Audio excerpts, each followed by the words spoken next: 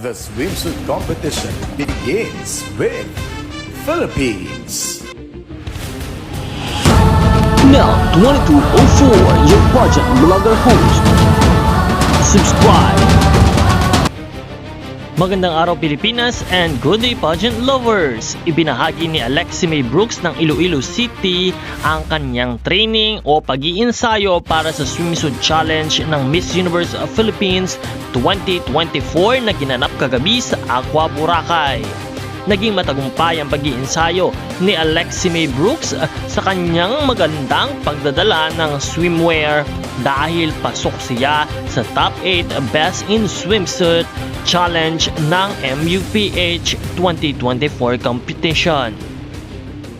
Talaga namang sa ensayo pa lamang ay makikita na natin ang kanyang galing at consistency kung kaya't lahat ng mga manonood ay napapalingon at nakatutok sa kanyang mga galaw.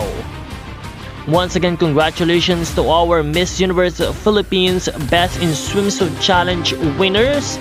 And of course, congratulations to our very own Miss Alexi Brooks for being one of the top 8 in Best in Swimsuit.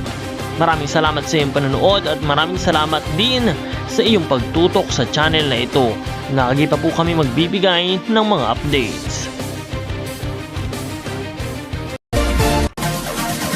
Support your favorite candidates and leave a comment.